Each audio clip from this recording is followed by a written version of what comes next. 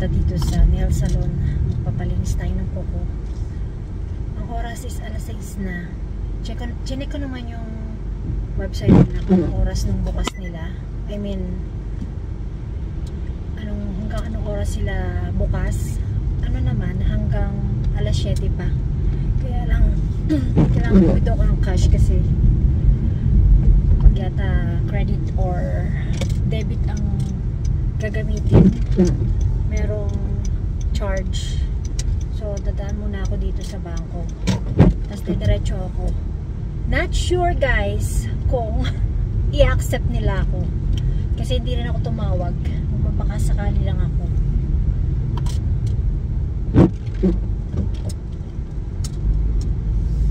So, yan. Maulan ngayon guys.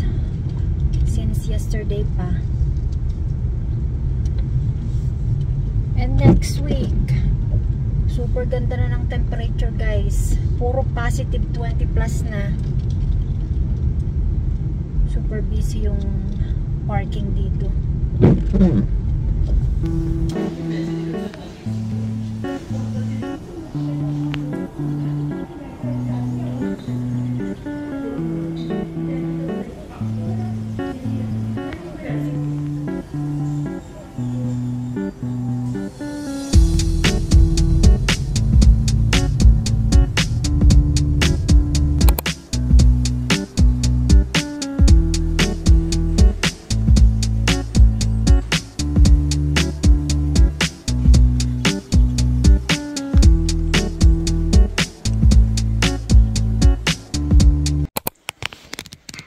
You okay, Remy? Ayan yung bago niyang harness.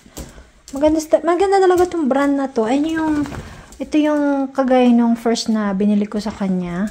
Ano siya? Pet ko ang tatak niya. So, yeah, mas matibay to. Kasi yung isa naliitan lang. Tapos yung pangalawa na nabili ko na nagkaroon ng ano dito, parang worn out na siya. Yeah, mas malaki na to siya ngayon. And mas bagay kay Remy. Ang ganda rito, may reflection itong white na linya na to. Yan. Okay, Remy, let's go walk. You ready? Buksan natin yung bagong toy ni Remy. Wait, Remy. Yan. Para siyang donut. Meron daw siyang chicken flavor. Yeah, Petco. Yan yung brand niya. How is it? You like it? Meron ka ring toy, rope, at saka donut. Pero chicken flavor daw siya. Which one do you want? Oh, you spoiled today. Remy, do you like your toy? You like your toy? Can I have some? Ay nga, nabigay. Hey! Hi, Remy. Oh, he's crawling. Remy, are you excited? Ito yung kanyang kama, nakapak na. Tapos ni-ready ko na rin yung toys niya. Ito yung favorite toys niya, tsaka ito bago siya. O, ayan, take it. Ito yung kanyang mga snacks, mga treats. Nalagyan ko ng note para alam nung dog sitter niya kung kailan siya pakakainin. Tsaka dadalhin namin yung food niya at tsaka yung kanyang mga dishes. So yan guys, ihatid na namin si Remy sa kanyang dog sitter kasi aalis kami ng 1 week. And yeah, kung interesado kayo and mag-vacation kayo, doon ako kumukuha ng dog sitter sa Rover. Ano siya, sa app siya. I think it works here within Canada. Well, doon ko nakuha yung babysitter niya. O, yung dog sitter niya. Parang alam niyang may iwan siya. Nag-iiyak siya, oh. It's okay, baby. It's okay, baby. Mommy gonna miss you. Mommy will miss you. Let's go. Ready to walk? Let's go. Hi, Remy.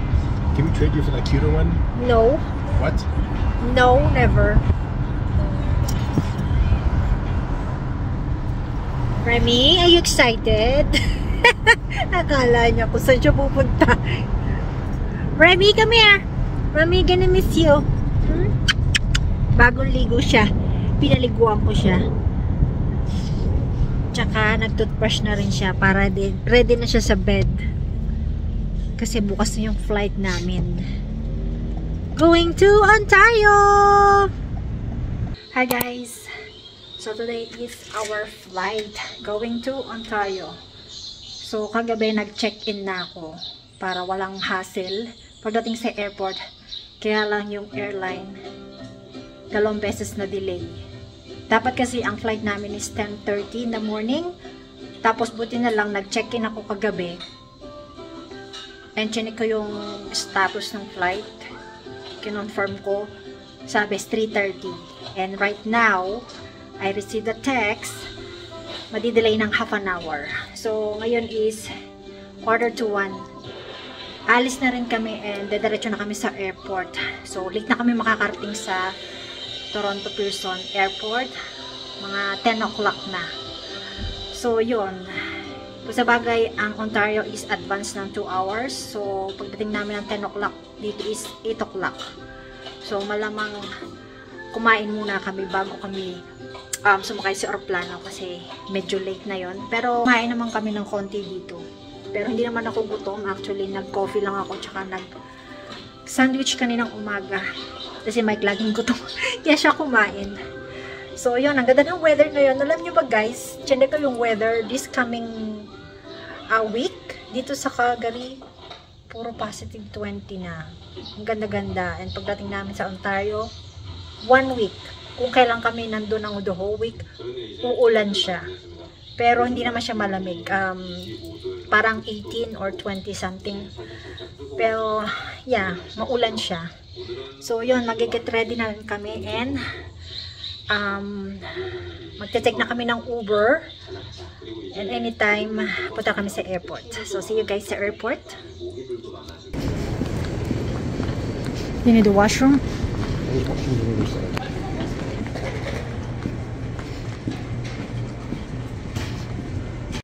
Dito na tayo guys sa airport.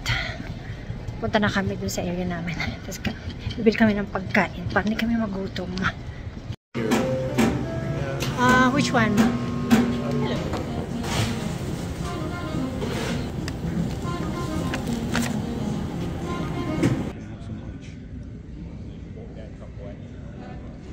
So yan guys, naghihintay na lang kami ng boarding. Yung boarding namin is 3:40. Ewan ko ba?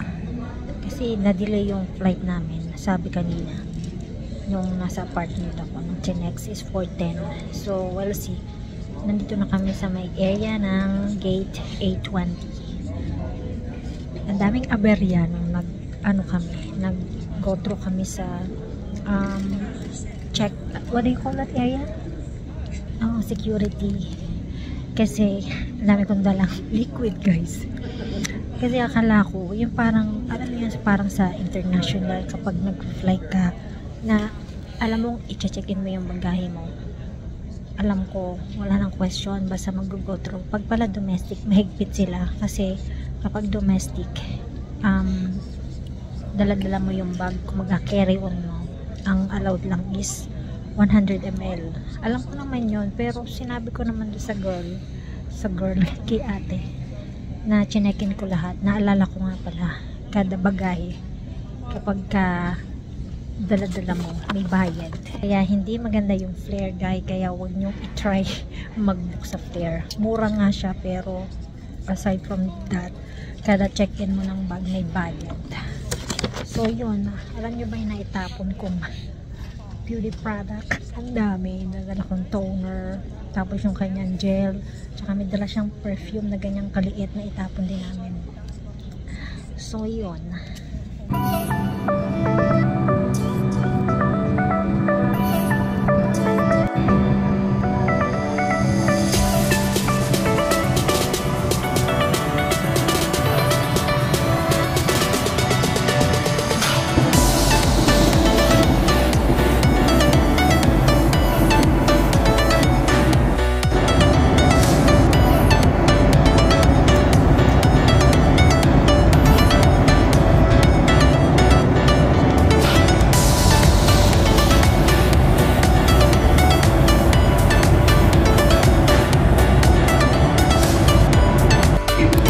de porter son produit, la service de l'université dans le cadre de votre transport de l'hiver électrique et DJ dans votre transport aussi.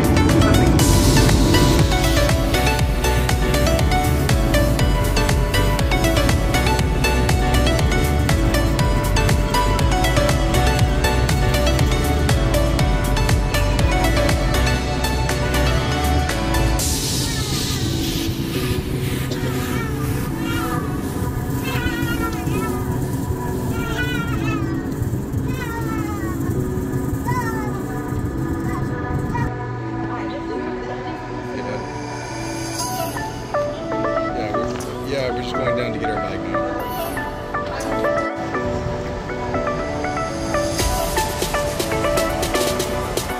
Touchdown Toronto! We're here na sa Toronto, guys. Magta-travel pa kami ng 1 hour. Almost. Yung tenga ko is sobrang bigi. Grabe yung pagkabigi ko ngayon.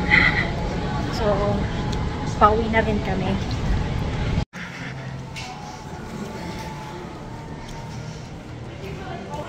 We're back after 3 years. Let's go get the bag. Thank you. Veuillez faire attention aux taxis et qui offrent